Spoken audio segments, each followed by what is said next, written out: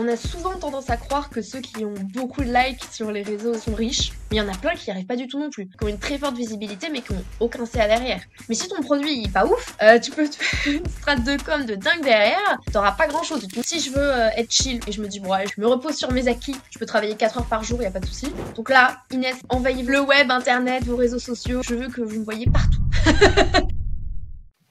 Bienvenue à tous du coup dans ce nouvel épisode de Solo Quest. Aujourd'hui j'ai le plaisir de retrouver Inès Sivignon qui est en direct de son grenier. Comment vas-tu Inès?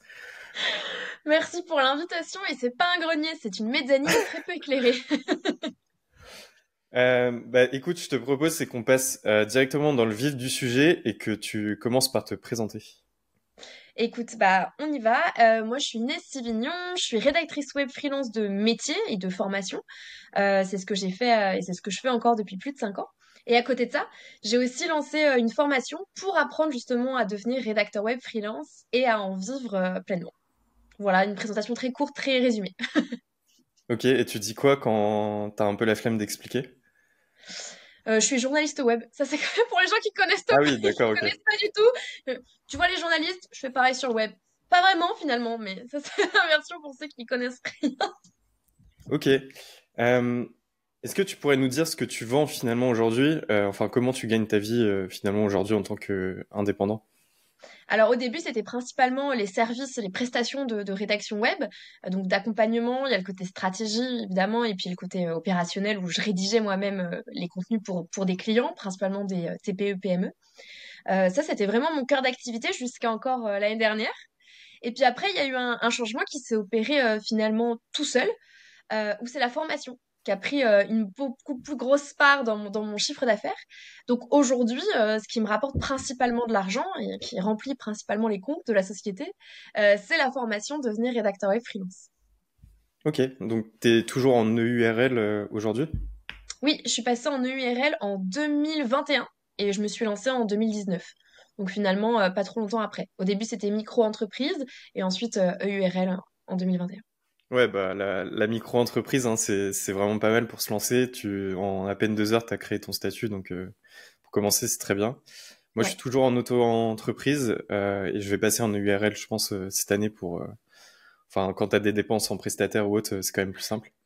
carrément. Est-ce que tu pourrais nous expliquer ton passage vers le fait d'être indépendant? Pourquoi t'es passé indépendant?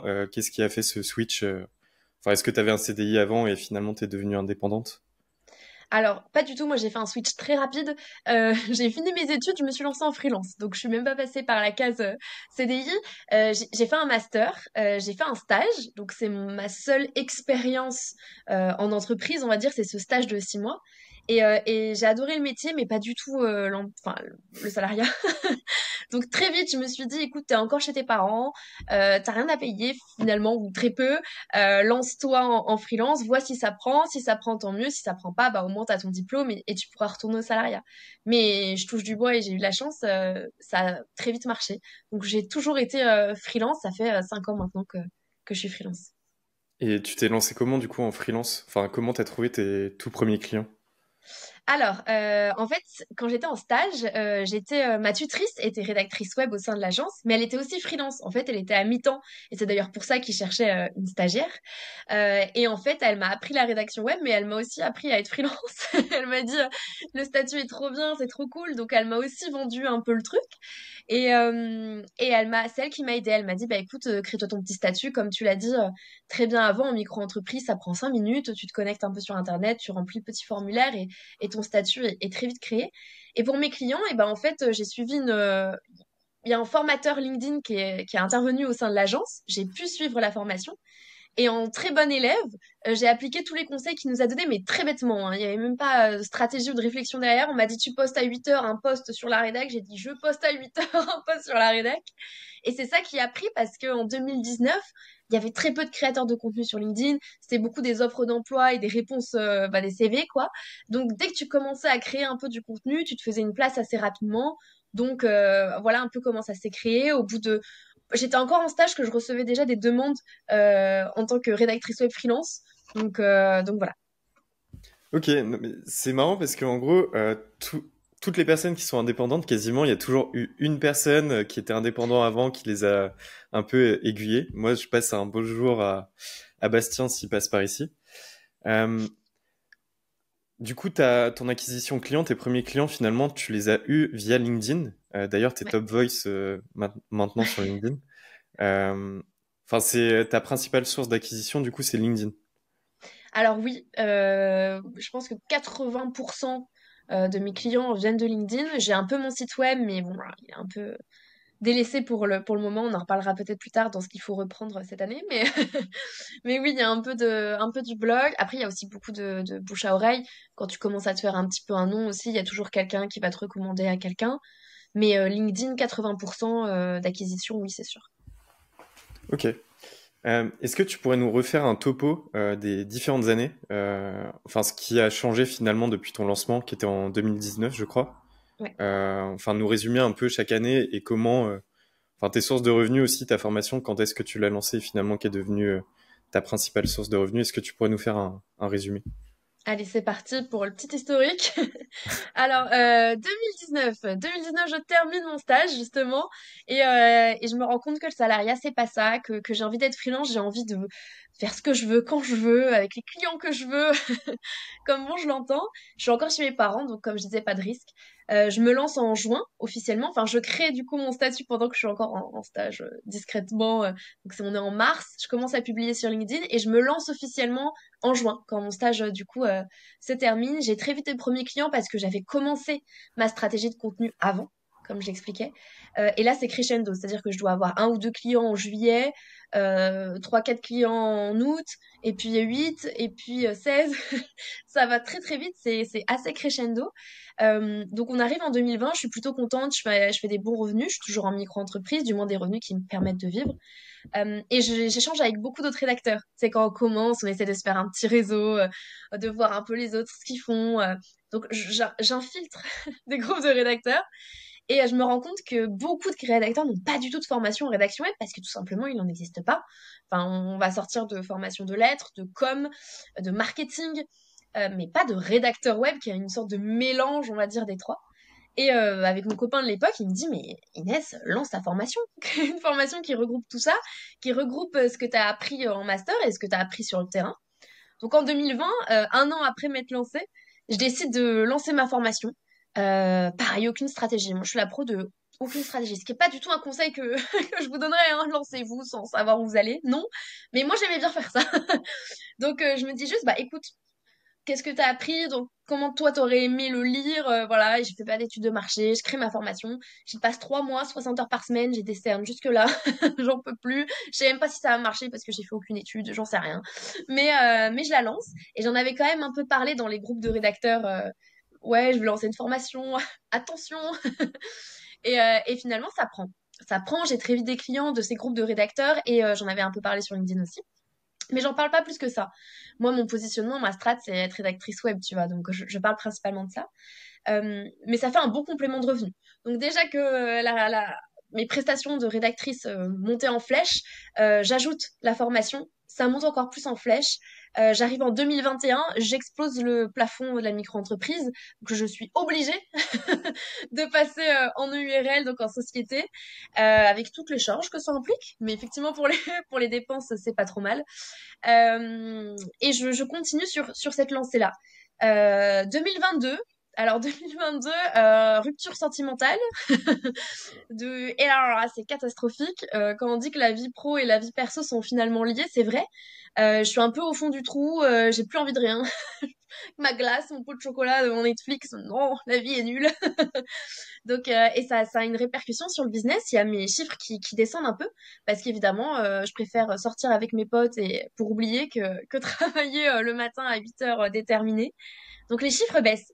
Les chiffres baissent sur 2022. Bon, finalement, 2023 arrive. Je me dis, écoute, Inès, bon, ça monte, t'as fait une petite année de déprime, on va peut-être se relever. À un moment, faut aller de l'avant. Et donc, je décide de reprendre ma stratégie à fond, surtout la formation, faire un suivi client, un customer care, comme on appelle ça maintenant dans le digital à fond, de faire des témoignages, etc. Bref, je fais une grosse mise à jour de la formation et je décide de miser à fond sur la formation. Ça marche. La formation cartonne de plus en plus. Pourtant, j'en parle pas plus que ça. J'intensifie l'existant, mais je fais pas une com de dingue à côté. Elle monte, elle monte, elle monte. J'ai le CPF, j'obtiens le CPF, j'obtiens Pôle emploi, donc évidemment les ventes explosent encore plus. Ça prend trois quarts de mon CA. Donc je fais le bilan fin d'année 2023. Je me dis ok, il y a un vrai truc à jouer avec la formation. Et du coup, arrivé début 2024, je me dis, OK Inès, cette fois, tu mises à fond sur la formation et tu te positionnes clairement sur ça, plus que sur la rédac web, même si je garde encore deux, trois clients pour avoir un pied sur le terrain, puisque comme je forme, j'estime qu'il est quand même important que je vois encore ce qui se passe dans le milieu en tant que rédactrice. Voilà pour l'historique. Ok, un bon résumé. En soi, je savais pas que tu l'avais lancé aussitôt ta formation. Ouais, Enfin, je savais pas que c'était en 2020. Euh, En fait, c'est marrant parce que sur ton blog, il y a un article de tes résultats de 2021 et objectifs de 2022. Du coup, je comprenais pas trop l'année 2022, mais là, tu viens de l'expliquer, donc c'est top. c'est ça. Est-ce que tu lancerais différemment ta formation aujourd'hui? Parce que là, tu as dit que pendant 3 mois, tu passais 60 heures ou vraiment beaucoup d'heures pour la faire. Est-ce que tu ferais différemment aujourd'hui pour la lancer, peut-être valider différemment le besoin ou autre? Est-ce Ouais. que tu ferais Euh, différemment? Carrément, et d'ailleurs, c'est ce que je fais. Ce que je suis en train de faire cette année, c'est ce que j'aurais normalement dû et ce que je ferais si je devais tout recommencer dès le début. Donc, c'est effectivement une étude quand même de marché ou du moins contacter des prospects, des clients potentiels pour savoir vraiment quelles sont leurs problématiques aujourd'hui, ce qu'ils aimeraient retrouver dans une formation, sous quel format, à quel prix. Enfin, vraiment faire une étude de marché tout simplement de ce qui se fait et c'est ce que je suis en train de refaire. Alors, j'ai un avantage, c'est que j'ai déjà quelques clients. Je sais à peu près si c'est plutôt des femmes ou plutôt des hommes, à peu près l'âge moyen, à peu près le budget moyen, à peu près leurs problématiques, puisque j'ai un questionnaire à la fin de la formation qui essaie d'avoir des infos sur pourquoi tu as suivi la formation, ce que tu faisais avant, etc. Donc j'ai quand même ces infos-là, mais j'aurais aimé les avoir beaucoup plus tôt. Je pense que je co-créerai la formation aussi. Au lieu de la créer seule dans mon coin en me disant toi, Inès, Sylvie, qu'est-ce que tu aurais bien aimé trouver, je pense que je ferai une sorte de pré-lancement à moitié prix avec des personnes qui chaque semaine auraient eu un module et puis pourraient me dire bah là c'est bien, là c'est pas bien, là je verrai plus ça, plus ci, tu vois, une sorte de co-création vraiment sur l'ensemble du module. Parce que là c'est pareil, en fait, chaque année je fais une sorte de petite mise à jour en fonction des retours que j'ai. Mais du coup c'est beaucoup plus long, tu vois, que si j'avais eu ces retours-là dès le début. Pareil, je ferais une com beaucoup plus intense. J'ai quasiment jamais communiqué dessus. Si ce n'est deux, trois fois, il y a une petite promo. Au fait, je t'ai pas dit, je fais une formation, mais je communique très, très peu dessus. Donc, je ferai un plan de communication, un vrai lancement avec un vrai plan de com, ce que je suis en train de préparer aujourd'hui pour la V3, du coup, de la formation. Ok. Voilà. Finalement, ouais, lancer avec des bêta-testeurs et que, en gros, tu co-construises la formation avec eux. Ouais. Du coup, c'est quoi le business model de ta formation? C'est un abonnement ou c'est juste un paiement une fois et après c'est terminé, on a accès à vie ou... C'est ça, c'est t'achètes quand tu veux, où tu veux, tu payes Alors, il y a des options de paiement, tu peux payer en une fois ou en trois fois, mais globalement, tu as accès à l'ensemble de la formation dès l'achat et à vie. Donc, tu la suis comme tu veux, à ton rythme, tu peux y retourner même des années après si tu veux te replonger dedans. Surtout que je fais les mises à jour, donc si tu l'as suivi il y a 3 ans, bah, tu peux te reconnecter aujourd'hui et voir qu'il y a plein de nouveautés, plein de nouveaux modules, plein de nouvelles choses. Voilà, donc c'est achat direct à vie, grosso modo pour résumer. Et niveau prix, du coup, c'est combien? Alors, niveau prix, on est à 990 euros. Mais attention, justement, vu que je fais beaucoup de mises à jour, que là, il va y avoir un module sur l'IA, il y a un groupe Discord qui n'existait pas avant, qui a été ajouté entre-temps, il y a des bonus. Avant, il n'y avait pas d'intervenants externes. Maintenant, il y a des intervenants externes qui arrivent sous forme de bonus. Bref, je suis passée peut-être de 200 pages, on va dire, PDF, puisque c'est au format PDF majoritairement ma formation, à 400 pages. Enfin, j'ai presque doublé le contenu de la formation. Je me suis vraiment adaptée au marché. Donc, on va augmenter le prix. Actuellement, elle est à 990 euros, mais normalement, début mars, en fonction de quand je fais le lancement officiel, elle passera à 1485. Donc, euh, donc c'est maintenant ou jamais, les gars. Faut y aller. En soi, c'est pas si cher hein, pour une formation, pour justement se former à un métier. Finalement, c'est pas si cher. Sachant que si la personne a le CPF ou autre, elle va pas payer grand-chose finalement de sa poche. Oui, en fait, le prix était un peu plus cher en CPF Pôle emploi parce que justement, il y a les frais administratifs qui s'ajoutent. Moi, ça me coûte de l'argent et ça me prenait du temps aussi. Donc, elle était un peu plus chère. Malheureusement, il y aura plus de CPF et Pôle emploi aussi sur cette mise à jour parce que les règles changent, que c'est Ok. infernal. Donc, il y aura plus CPF Pôle emploi. D'ailleurs, il y a déjà plus CPF actuellement. On peut plus prendre l'information avec le CPF. Il y a que Pôle emploi et ça va partir aussi en mars. Mais même sans CPF Pôle emploi, tu vois, j'ai fait justement ma petite étude de marché. J'ai regardé les autres formations qui ressemblent, parce qu'il n'y a pas tant de formations que ça, finalement, pour apprendre à devenir rédacteur web freelance sur le marché. Mais j'ai regardé un peu celles qui ressemblaient de près ou de loin. Et elles sont beaucoup, beaucoup plus chères, pareil, sans CPF, sans Pôle emploi. Donc finalement, ça va. Le Tu prix peux est monter correct. les prix du coup. Oui, c'est ça. J'ai encore de la marge. Et du coup, niveau chiffres, est-ce que tu serais à l'aise pour partager tes chiffres de 2023? Tu disais que c'était trois quarts du coup ta formation Ouais. et le reste, du coup, ta prestat de service. Combien de temps ça a pris aussi pour générer le reste de ton chiffre d'affaires? Alors, la prestat de service, c'est monté assez crescendo. Tu m'as dit qu'il y avait les bilans sur mon blog. Bah, allez voir parce que je me rappelle plus du tout les chiffres. J'allais dire les chiffres, hein. En 2021 et 2020-2021, je sais plus du tout, mais je sais que ça a été en augmentation à chaque fois. Si tu les retrouves. 2021, enfin 2020, je crois que j'ai pas les chiffres, mais 2021, tu as fait 93 000 en tout, mais Ouais, sachant qu'il y a des collaborations, enfin je vais revenir après, mais tu as aussi créé un collectif de rédacteurs, donc ouais, c'est un peu différent 2021, je pense, en ouais. chiffres. C'est ça. Et bien, en fait, ça a monté crescendo puisque 93 000, on a déjà explosé le plafond. Et c'est ce que je disais, en fait. Avant 2021, j'avais pas explosé le plafond. Le plafond, je crois qu'il est à 70 000 et quelques, 72 000 peut-être. Donc, bah voilà, faut voir ça un peu crescendo. Peut-être que j'ai fait 50 000. Bon, je vous dis à la louche, hein, c'est pas les chiffres exacts, n'allez pas vous plaindre à ma comptable. Mais en 2020, on devait être à quelque chose comme, je sais pas moi, 50 000. 2021, du coup, tu m'as dit 93 000, c'est ça? Ouais. 2022, bon, on a dû baisser un petit peu parce que du coup, c'est la période, je me remets de ma rupture, donc on va être je crois qu'on n'est pas tant redescendu parce que j'avais quand même le plafond, hein. Donc on devait être à 80 000. Et puis cette année, alors on a un peu baissé parce que en fait, comme il y a eu le repositionnement sur la formation, il y a eu aussi un petit moment de flottement, le temps que je repositionne tout ça. Donc je crois que je suis à un peu plus de 60 000 euros de CA, dont bien 50 000 de la formation. Et le reste de clients. Mais ça, c'était voulu aussi parce que comme je me suis repositionnée, j'ai voulu conserver les clients existants sans en prendre forcément de nouveaux malgré les demandes. Euh, donc voilà, ça a baissé, mais on va dire que c'était obligatoire pour que je prenne du temps pour repositionner et tout. Comme je me concentrais sur la formation, j'avais plus de temps pour de potentiels nouveaux clients aussi. Voilà. Ok, et du coup, en termes de temps de travail, tu travailles combien de temps par semaine? Sachant que là, ta Alors, formation, elle est faite en soi, donc en soi, tu as des modifs ou peut-être contacter des gens, mais du coup, tu as un ouais, peu de prestat de service. Enfin, du coup, c'est quoi ta semaine type c'est ça. Alors, en temps de travail pour mes clients, il y a pas mal 4 clients avec qui je travaille régulièrement, mais on va dire que mes clients me prennent une semaine de travail sur le mois et qu'il me reste 3 semaines pour moi. Pour me consacrer à mon business, etc. Donc, ça dépend tellement. Est-ce que c'est une semaine où je vais faire beaucoup de création de contenu, tu vois? Je suis assez active sur LinkedIn, je vais publier 4 fois par semaine. Là, j'aimerais intensifier, j'aimerais reprendre mon blog, j'aimerais aussi créer une chaîne YouTube. Donc, ça, c'est du temps de travail qui va s'ajouter, mais qui est pour moi. Donc, chacun aura aussi son temps à lui. Euh, en fait, ça dépend tellement. Si je veux être chill et je me dis, bon, ouais, je me repose sur mes acquis, on va dire, je peux travailler 4 heures par jour, il n'y a pas de souci. Tu vois, du lundi au vendredi, le week-end tranquille. Je peux en vivre en faisant juste ça. Mais voilà, j'ai pas une com de dingue. Je vais pas être sur une piste montante en termes de CA. Par contre, si je veux booster la création de contenu pour justement derrière bah, booster les ventes, etc., etc., là, je vais bien faire mon 35 heures, hein. Juste de créer de contenu. Voilà.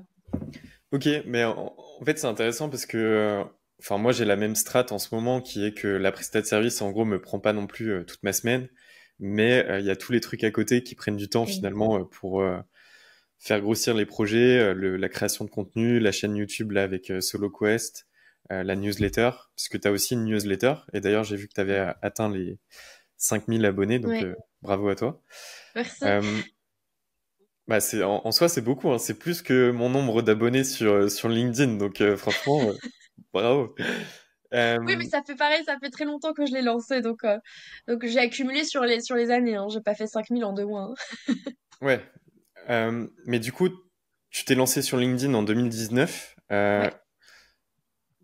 Enfin, ça fait 4 ans que tu publies sur LinkedIn. Est-ce que tu aurais des conseils justement sur la création de contenu sur LinkedIn, la stratégie aussi que tu as aujourd'hui sur LinkedIn et comment tu veux la faire évoluer pour justement atteindre tes nouveaux objectifs? Est-ce que tu Ouais, pourrais nous en dire un peu plus? carrément. Alors déjà, je veux juste rebondir sur ce que tu disais par rapport au temps que prend la création de contenu. C'est vrai qu'on se rend pas trop compte et je trouve que la création de contenu, on peut pas dire que ça prend pas de temps, c'est faux. Sauf si tu délègues, évidemment là, ça te prendra pas de temps. Mais si tu veux la faire toi-même, ça te prendra forcément du temps. Et ceux qu'on voit beaucoup sur LinkedIn, qui sont limite omniprésents, qui publient tous les jours, si ce n'est plusieurs fois par jour, en fait, ont souvent soit une prestation de service qui est suffisamment chère pour en vivre très très bien avec deux trois clients par mois. Et c'est ce qu'on disait à ce moment-là, bah, et ça leur fait une semaine de travail et puis c'est bon, soit qui vendent des produits digitaux, comme une formation par exemple, qui n'impose pas d'avoir un temps de présence pour des clients. Ils ne vendent pas leur temps, ils vendent un produit digital. Et du coup, ça leur laisse tellement de marge de temps pour créer de contenu qui sont ultra présents, que ce soit en newsletter, YouTube, etc., LinkedIn, les réseaux sociaux, etc. Et c'est ça, puisque la création de contenu, elle est hyper forte, qui leur génère autant de clients. Mais si tu as une prestation de service où tu vends ton temps, tu t'arrives pas très très cher, tu pourras jamais arriver à ce niveau de création de contenu-là. Forcément, tu auras donc moins de visibilité. Et si tu as moins de visibilité, tu auras aussi moins de clients. Mais il faut que ce soit conscient dans dans la tête des gens aussi. C'est-à-dire que pour atteindre les résultats des créateurs de contenu qu'ils idolâtrent, il faut soit vendre un produit digital dématérialisé, enfin tu vois en ligne, soit tarifer hyper cher ton heure de prestation de service, quoi. Mais petite, parenthèse finie. Si je devais donner des conseils, alors pareil, quand je me suis lancée sur LinkedIn, aucune strat, du moins celle de mon formateur, mais moi, c'était pas du tout réfléchi, je savais même pas trop ce que je publiais, enfin bon, bref. Ça marchait bien à l'époque, mais ça marche plus du tout aujourd'hui. Aujourd'hui, on s'est rendu compte que LinkedIn, c'était une mine d'or pour ceux qui sont notamment dans le B2B. Tout le monde a envie de créer du contenu, tout le monde a envie d'être présent, tout le monde a envie d'avoir de la visibilité, et du coup, la concurrence, elle est beaucoup plus rude. Et si t'as pas une stratégie vraiment claire, vraiment bien pensée, je pense que tu galères. Je dis pas que c'est impossible. Je pense qu'il y en a bien, par coup de chance, qui, qui s'en sortent. Mais c'est tellement dur. Donc, il faut que tu aies une strat bien pensée. Ta strat, eh ben, c'est une stratégie de contenu classique. Qui es-tu? Quelles sont tes valeurs? Qu'est-ce que tu as envie de transmettre? Est-ce que tu as envie de transmettre plutôt de la joie parce que toi, tu es plutôt quelqu'un de positif dans la vie de tous les jours? Est-ce que tu es plutôt quelqu'un avec des fortes convictions et du coup, tu auras plutôt des postes à fort engagement personnel aussi pour une cause? Est-ce que tu es plutôt quelqu'un qui aime créer le débat, donc tu feras plutôt des postes clivants qui marchent très bien, mais il faut assumer aussi la ligne édito derrière? Enfin voilà, qui es-tu et qu'est-ce que tu as envie de transmettre? Ensuite, à qui tu t'adresses aussi? Parler à tout le monde, on le dit, on le répète, ça sert à rien. Alors oui, il faut faire des posts un peu grand public qui vont t'apporter une visibilité très grande, mais si tu veux convertir derrière, il faut que tu parles à ta cible. Si tu parles à des fromagers alors que tu vends une formation pour les entrepreneurs dans le digital, enfin, tu vois bien qu'à un moment, il y a un problème sur, sur la conversion. Et inversement, si tu t'adresses aux freelances digitaux et que tu vends à des fromagers dans la vie de tous les jours, bah à un moment, ça va être compliqué. Donc, à qui tu t'adresses? Quelle est sa manière de s'exprimer? Quelles sont ses problématiques aussi? Tu vois, moi, j'ai eu un gros problème. Je donne un exemple concret, comme ça parlera. Pendant très longtemps, comme j'étais rédactrice web et que je me positionnais sur la rédaction web, je faisais des posts conseils, rédaction web. Donc, comment faire, je sais pas moi, un bon article de blog, le SEO, la newsletter, etc. Et puis là, je me suis repositionnée. Je parle au rédacteur, je mets en avant la formation. Et tu vois, j'ai une baisse de reach. Pourquoi?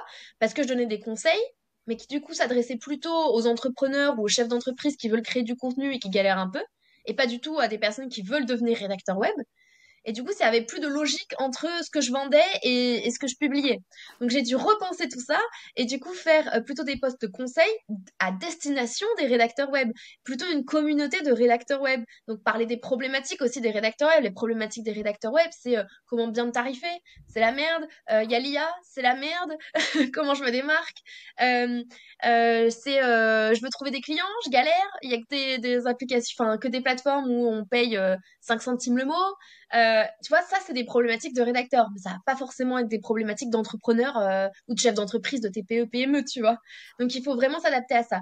Ce que tu fais, qui tu es, à qui tu t'adresses, Et une des strates, si je devrais vraiment donner un conseil pertinent qui fonctionne bien aujourd'hui et dont tout le monde parle, hein, je vais pas réinventer la roue, c'est le mofu, bofu, tofu. Donc, c'est faire à la fois des posts assez grand public qui marchent bien. Donc ça peut être, je sais pas moi, typique, je donne des exemples, ceux qui ont des petits mots passe-partout, tu sais, sur les pancartes, là, mais c'est la vie est belle quand on sourit. Oui, c'est vrai, au moins, c'est vrai, on peut pas dire le contraire. Mais tu vois, ça marche bien parce que les gens, ils aiment bien ça. La vie est belle quand on sourit. Ok, je l'ai. Voilà. Après, c'est pas très ciblé. Donc, il faut que tu fasses plus ciblé. Plus ciblé, ça peut être le statut, tout simplement, de ta cible. Donc, par exemple, si tu vises des freelances, tu peux parler de freelance. En plus, ça touche beaucoup de personnes parce que beaucoup de gens sont freelance. Et après, tu peux faire des trucs vraiment ciblés. Et là, vraiment ciblé, ça va être ton fromager, justement. Si ta cible, c'est un fromager, la fleuriste ou des conseils spéciaux pour les rédacteurs web. C'est quand même beaucoup plus ciblé. Tout le monde n'est pas rédacteur web. Enfin voilà, il y a vraiment grand public, tout le monde, un peu plus ciblé et vraiment niché. Et là, c'est la meilleure strat si tu veux convertir derrière et à la fois avoir de la visibilité. J'ai beaucoup parlé. Oui, non, mais Ça t'as va. donné beaucoup de conseils, donc ça c'est top. Pour quelqu'un qui se lance en soi, c'est grave intéressant. Il faut pas faire l'erreur aussi de parler aux freelances. Enfin, en tout cas, moi, c'est une erreur que j'ai fait. Ouais. Quand je voulais parler de mon expertise, finalement, j'avais peut-être 2 fois plus de postes à Mm. destination des freelances et moins sur mon expertise. Donc, c'est une erreur aussi à pas faire quand, en gros, les freelances, finalement, est pas notre cible. Ouais. Euh, Est-ce que si tu devais te relancer aujourd'hui en tant qu'indépendant et que tu n'avais pas fait tout ce parcours, tu passerais par la case création de contenu pour trouver tes clients? Ou est-ce que Ouais. tu as eu de la facilité parce que tu t'es lancé aussi en 2019 et qu'il y avait moins de créateurs à ce moment-là sur LinkedIn? Bah alors, j'ai eu de la En fait, facilité. LinkedIn, le problème, c'est de convertir finalement. Enfin, tu peux avoir de la visibilité, mais convertir derrière les likes en clients, c'est la partie la plus compliquée finalement. Ouais, alors ça, très important ce que tu dis. On a souvent tendance à croire que ceux qui ont beaucoup de likes sur les réseaux aussi, beaucoup d'engagement, etc., sont riches, limite millionnaires, tu vois. Puis après, il y a aussi ce mythe du 10K mensuel sur, sur LinkedIn. Alors, pas forcément. Je dis pas que il y en a très certainement qui gagnent très bien leur vie parce que justement, ils ont une visibilité qu'ils arrivent à convertir parce qu'ils s'adressent à la bonne cible, ils ont une offre un peu irrésistible aussi qui correspond bien aux problématiques. Bref, qui y arrivent très bien, mais il y en a plein qui n'y arrivent pas du tout non plus, qui ont une très forte visibilité, mais qui n'ont aucun CA derrière. Euh, Après, tout dépend de vos objectifs, mais si vos objectifs, c'est faire du CA, moi, je connais plein d'entrepreneurs qui ont une visibilité minuscule sur LinkedIn, mais qui font un très bon CA. Enfin, on n'est pas obligé d'être sur LinkedIn pour avoir un bon CA. Cela dit, ça aide. Et si je devais tout reprendre depuis le début, évidemment que je continuerai la création de contenu. Même aujourd'hui, c'est pour moi une stratégie gagnante à moindre coût, si on n'entend pas le temps passer, à moindre coût financier.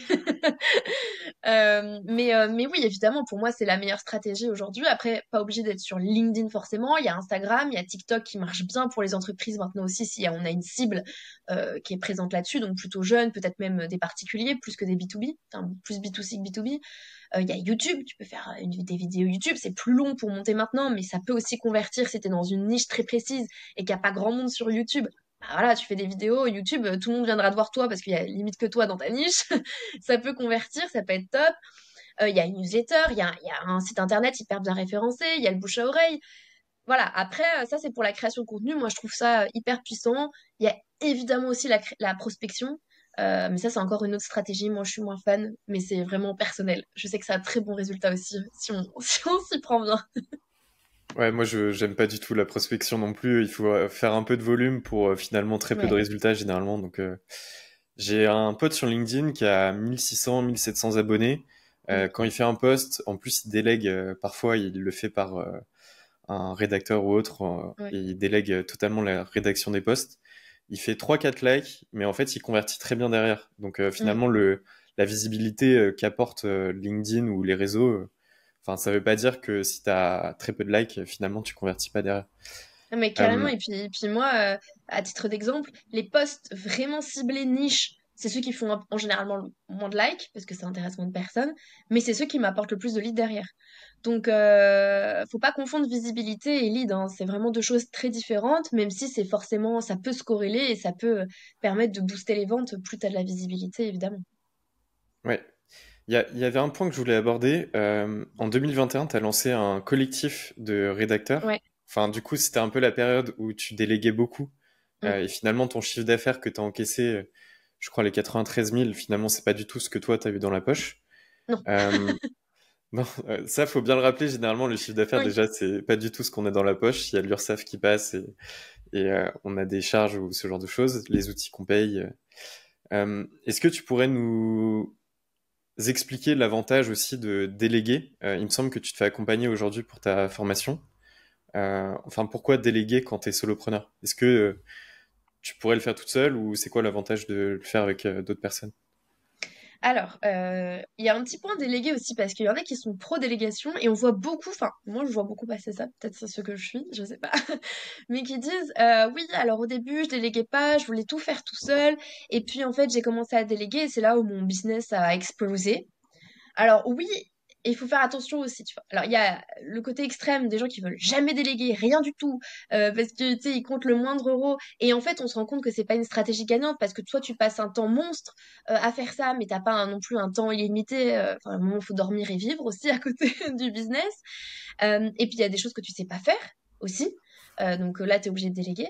Et puis ceux qui vont tout déléguer très vite et qui du coup vont pas s'y retrouver financièrement derrière parce que bah à tout déléguer, t'as plus d'argent pour toi derrière non plus. Donc pour moi, il faut déléguer, mais il faut bien déléguer et c'est ça la différence. Bien déléguer, c'est quoi? C'est déléguer justement les choses que tu sais pas faire dans tous les cas. Que tu n'aurais pas su faire. Donc là, tu peux pas faire autrement que de déléguer. Et c'est aussi déléguer les choses que tu ne peux plus faire parce que ton business, justement, grossit, grossit, grossit. Et à un moment, tu atteins un peu une limite où tu as ton temps qui est pas, comme je disais, illimité. Donc moi, c'est ce que j'ai fait.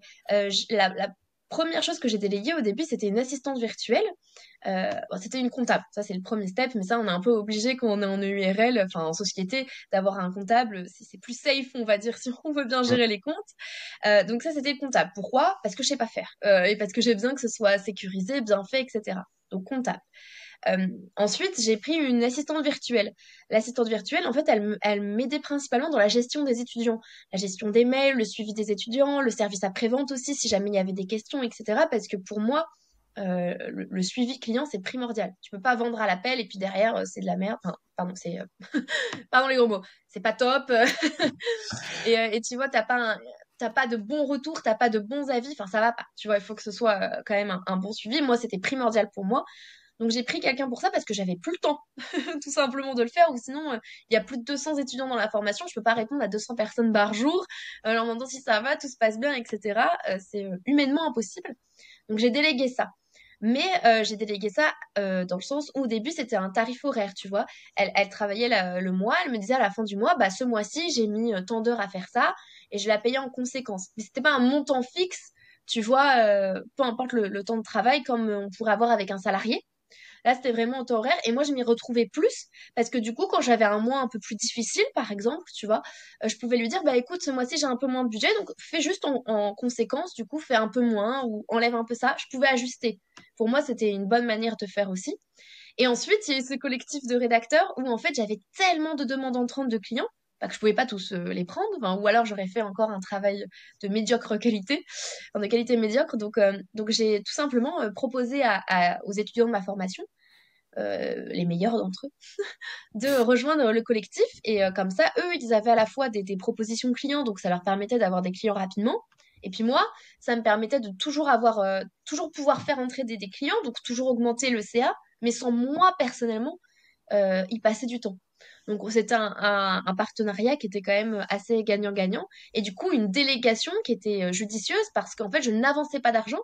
C'était un pourcentage sur les clients. Tu vois, que j'enlevais. Mais ça veut dire que j'avais déjà entré de l'argent finalement que je reversais après. C'était pas de l'argent que je sortais de ma trésor. Voilà. Ok, bah, enfin du coup tu prenais enfin c'était de l'apport d'affaires finalement ce que tu faisais Alors, avec un autre. ouais, il y avait les deux. Soit je reversais l'argent à mon rédacteur, donc j'encaissais le client parce que j'avais quand même enfin, un suivi dessus, et je reversais l'argent à ma rédactrice. Ça veut dire que je passais quand même du temps sur la stratégie, la relation client, mais je passais pas du temps sur la rédaction pure et dure. Soit je faisais une délégation complète, donc apporteur d'affaires. Là, je gérais absolument rien, juste j'apportais le client, je prenais une com sur la mission, et après, c'était ma rédactrice qui s'occupait de tout, qui était en contact avec le client et qui gérait tout ça. Il y avait les deux modèles. Euh, voilà. Ok, mais t'as abordé un autre point qui est ultra intéressant, c'est le fait de... Enfin, quand on engage des prestataires, quand on est indépendant ou autre, finalement, on peut les stopper à tout moment.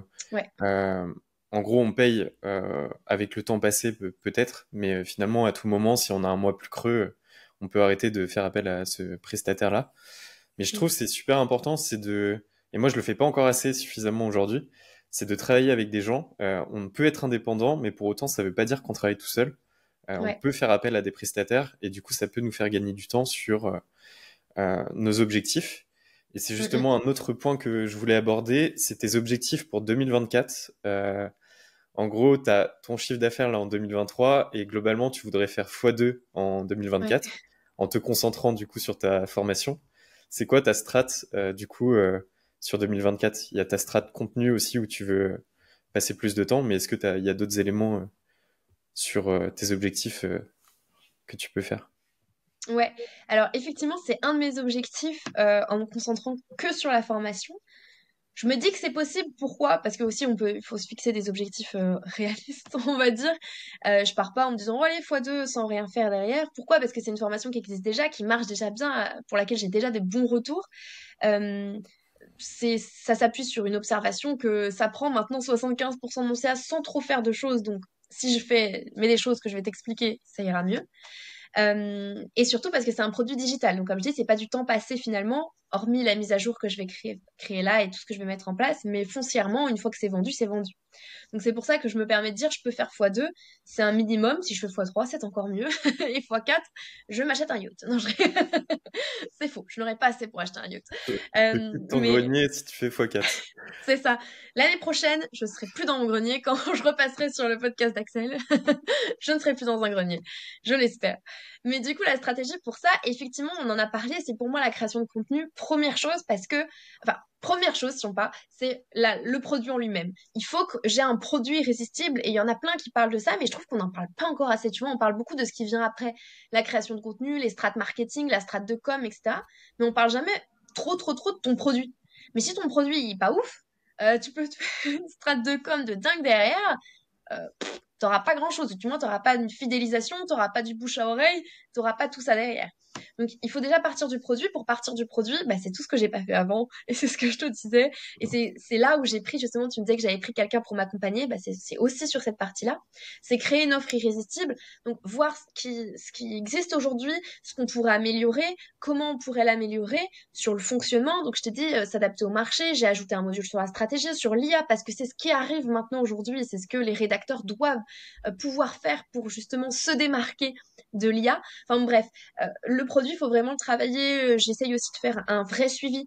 Alors j'ai toujours eu un suivi client, mais là j'aimerais qu'ils soient encore plus forts, tu vois, vraiment, où limite je deviens leur pote et tous les matins on me dit, bon alors, t'as fait des ventes aujourd'hui? Ouais, ouais, machin, ça serait mon rêve, tu vois, de pouvoir faire ça. Donc au début, c'est créer une offre irrésistible et ça prend énormément de temps et je suis toujours en train de travailler ça là pour le moment. Donc je pense que ça va bien prendre 3 mois, je me laisse jusqu'à mars pour vraiment faire ça. Après, il y a la strate de com. Je suis très active sur LinkedIn, mais pas trop ailleurs. Mon blog, je l'ai délaissé. Ah, si, j'ai ma newsletter, mais à part newsletter et LinkedIn, pas trop. Donc là, Inès, envahis le web, Internet, vos réseaux sociaux. Je veux que vous me voyez partout. Je veux que vous en ayez marre et que la journée vous dites, j'en peux plus de l'avoir celle-là. C'est un peu la strat. Donc évidemment, je vais intensifier ma création de contenu sur LinkedIn. Je vais me repositionner aussi. C'est ce que je disais. Je change de cible, donc je change de strat. Mais je vais aussi être beaucoup plus active sur Instagram. Je vais tourner des reels parce que ça, c'est un format qui marche bien. Et même sur LinkedIn, on commence à avoir les vidéos Mm. verticales qui arrivent. Donc je vais aller dans un studio de tournage pour tourner plein de vidéos. J'ai déjà plein d'idées. Donc, je vais en mettre sur LinkedIn, sur Instagram. Mais comme j'aurai ce contenu-là, très important le recyclage de contenu. TikTok, Shorts, allez hop, là où je peux le mettre, je vais mettre cette vidéo, je vous le dis. Donc, je vais multiplier mes canaux de communication, mais sans y passer forcément plus de temps. Ça, c'est aussi important parce que, comme on disait, la création de contenu, ça prend beaucoup de temps. Commencez pas à vous éparpiller si c'est pour y passer des heures et des jours, etc. Surtout que pour que ça prenne, il faut du temps.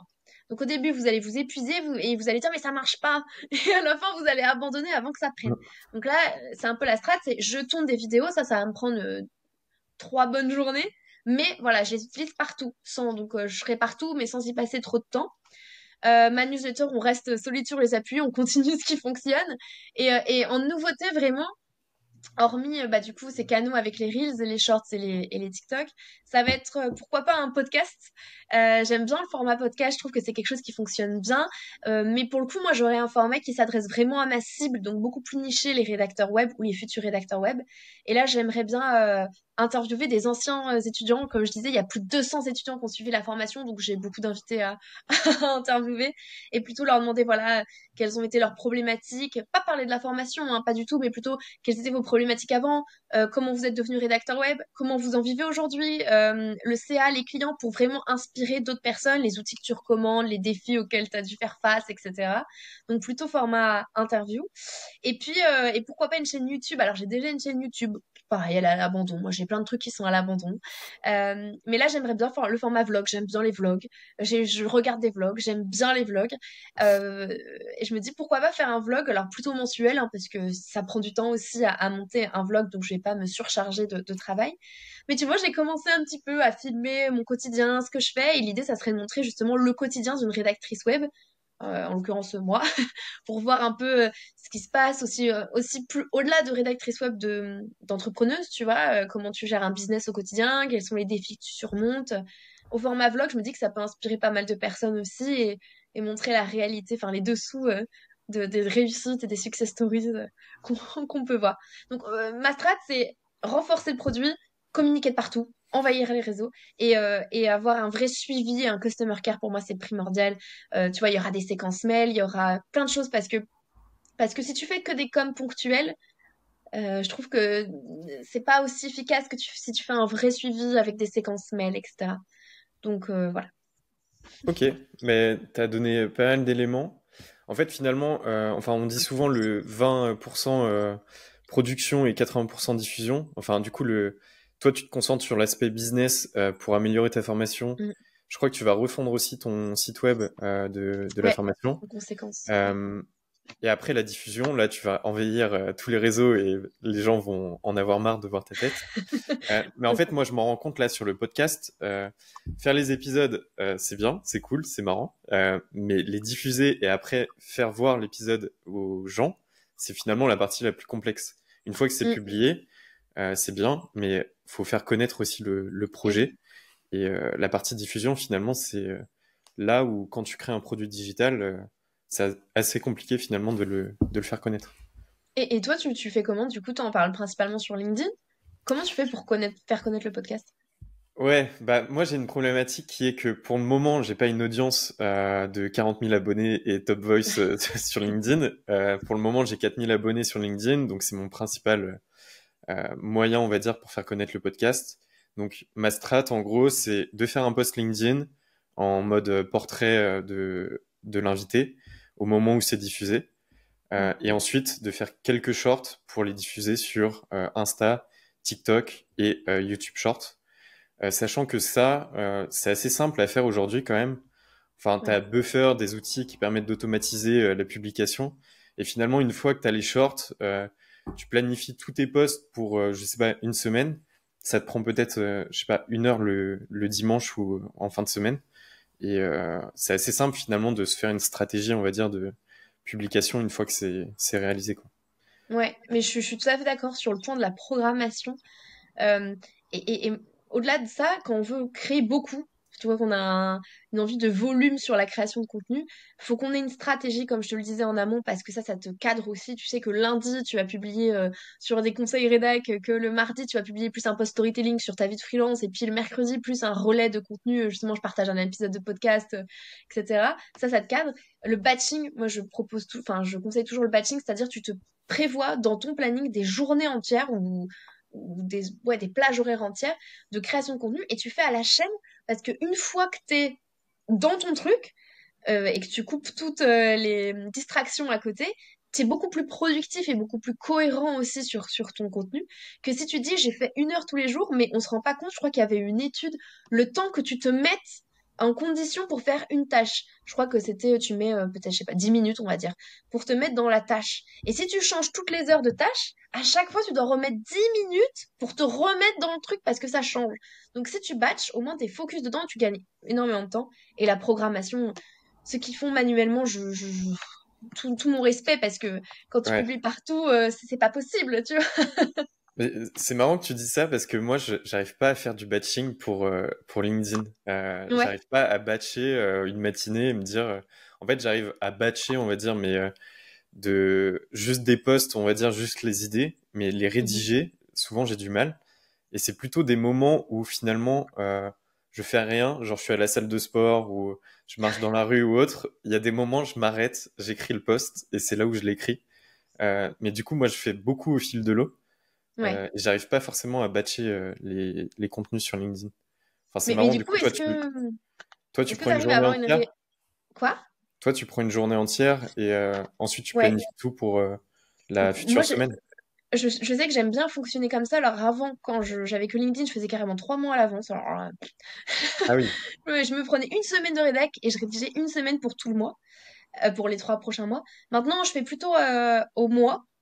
Donc, je prends une semaine pour tout faire. Donc, je sais que je vais publier 4 fois sur LinkedIn. Donc, je vais faire tous mes petits posts LinkedIn. Je vais publier quatre newsletters parce que je fais une fois par semaine. Donc, mes 4 newsletters. Et puis, mes articles de blog, je vais en publier un toutes les 2 semaines. Donc, 2 articles de blog. Donc, en une semaine, j'ai rédigé 4 newsletters, 2 articles de blog et je sais pas moi, 4 fois 4, 16. Oui. Et mes 16 posts LinkedIn, tu vois.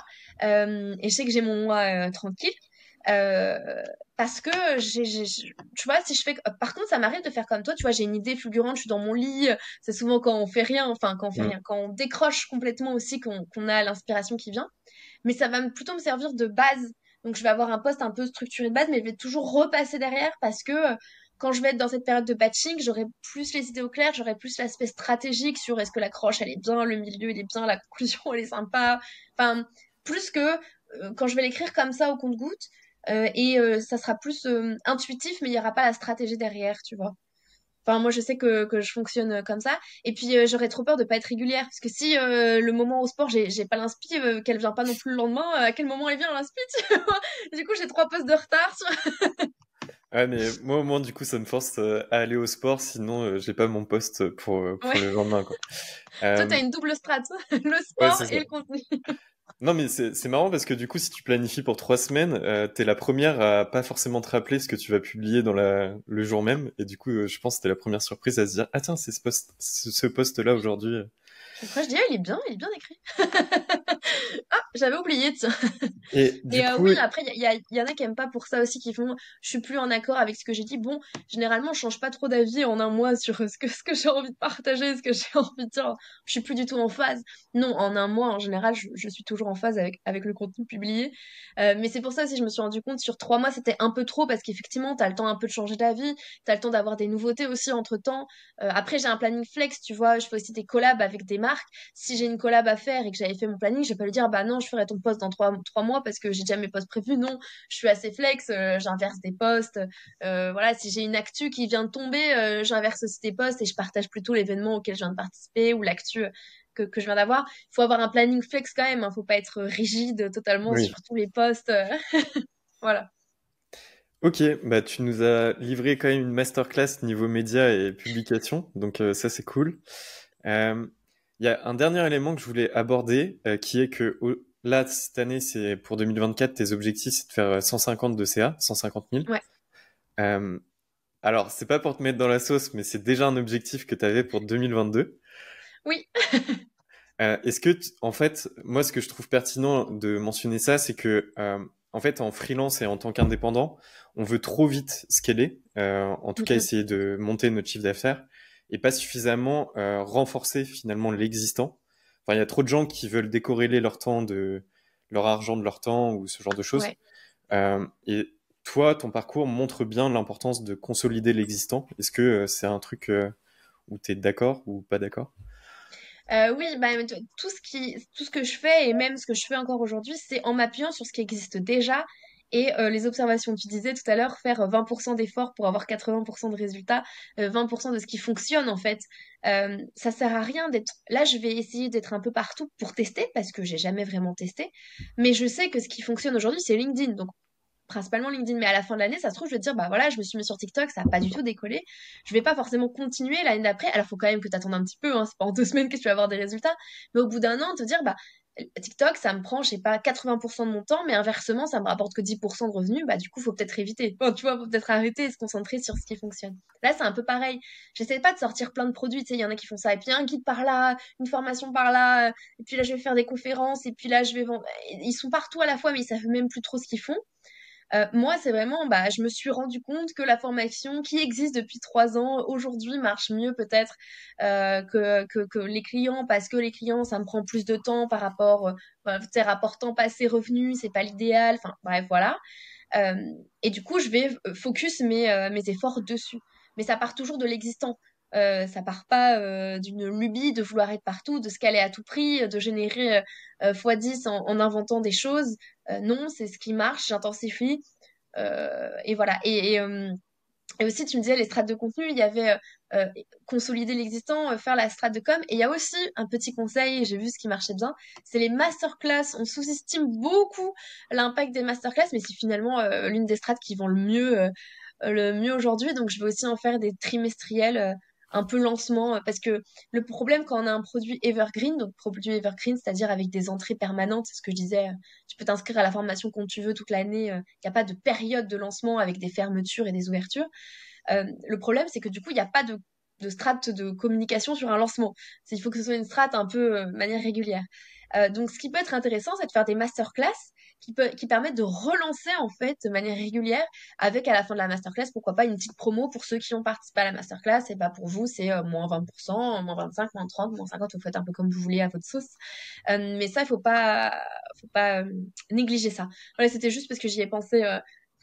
C'est Ouais. une de mes grandes strates pour cette année quand même, la masterclass. Pour les masterclass, t'en avais fait plusieurs avant, sans doute, je crois. T'en avais fait une avec Maud Alaves sur le Ouais. Social Hack Club, il me semble.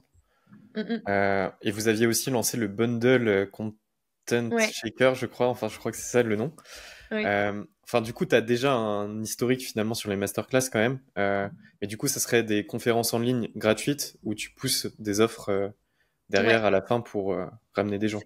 C'est ça. Avec Modèle Aves, on avait un format de masterclass, mais qui était complètement différent. C'était que tu payais pour participer à la masterclass et c'était un cours en ligne. Mais il n'y avait pas de vente derrière puisque la vente, elle se faisait à l'achat de la masterclass. Après, on a arrêté tout simplement parce que Maud a changé de positionnement et de business model, mais ça marchait plutôt bien. Là, c'est complètement autre chose. Ça va être des masterclass gratuites, offertes, où tout le monde pourra s'inscrire et il y aura déjà du conseil concret derrière, un peu comme on vient de faire là sur le podcast, tu vois. Mm. C'est 1 heure et tu as du conseil gratuit, tu peux l'utiliser. Après, si tu veux aller plus loin, il y a évidemment un petit speech de vente à la fin. Et ça, c'est quelque chose qui convertit très très bien. Et Laurine Bemer le fait très bien. Il y a plein de personnes qui le font, et notamment avec les formations. C'est l'un des formats qui fonctionne le mieux. Après, si vous faites que de la prestation de service, vous pouvez très bien faire aussi une masterclass. Par exemple, tu es expert SEO, tu fais une masterclass où tu présentes justement des conseils applicables directement en SEO, et tu dis, bah après, si t'as pas le temps de t'en charger, si tu veux être sûr de ce que tu fais et avoir un accompagnement personnalisé, bah moi, je fais des coachings ou je fais des accompagnements personnalisés, je m'occupe de la strat. Voilà, si tu prends mon coaching ou si tu prends un appel offert à la fin de la masterclass, et bah là, tu vois, tu peux avoir des avantages, par exemple. Tu peux très bien le faire pour la prestation de service. Il n'y a pas que la formation, que les produits digitaux pour lesquels ça marche bien. Bah, en soi, toutes les personnes sur LinkedIn qui vendent des formations, Laurine Bemer, Kevin Dufresne, Mm, mm. enfin, je suis pas trop calé niveau formation, enfin, je vois pas trop qui fait des formations, mais ils font souvent des masterclass justement pour pousser les gens vers les formations. Margot Ouais. Cunego, je sais pas si elle a fait des masterclass. Ben, j'ai pensé à elle, mais effectivement, je sais pas si elle en fait. J'ai pas trop regardé. J'imagine que, en soi, j'imagine que oui, parce que c'est l'un des formats qui fonctionne le plus, d'autant plus sur ce type de formation-là, où elle accompagne, je crois, toutes les femmes entrepreneurs de manière générale, enfin, sur le côté business, je crois. Bon, bref, j'avoue que je vais pas trop en parler parce que je suis pas trop. Je la vois souvent passer sur LinkedIn, mais je suis pas trop ce qu'elle fait dans le business personnellement. Mais oui, c'est une stratégie qui fonctionne très très bien et que je vais appliquer et que je recommande aux personnes qui nous écoutent, qui ont aussi envie de faire x2 sur leur CA. Euh, ouais, c'est vraiment être sûr que ton produit il est irrésistible. Il y a d'ailleurs alors, comment il s'appelle? C'est un Américain qui a toute une vidéo hyper complète sur YouTube. C'est comment créer une offre irrésistible, je crois. Moi, j'avais trouvé Alex ça comme Hormozy, ça. peut-être. Peut-être. Je sais. Non, alors attends, c'est le nom là. Russell. Mais je l'ai écrit sur la feuille d'à côté, j'avais même pas vu, ça vient de capter mon regard. Russell Brunson. Voilà. Je connais pas, j'irai voir. Qui a fait toute une masterclass, enfin toute une vidéo sur comment créer une masterclass, comment créer une masterclass qui marche bien.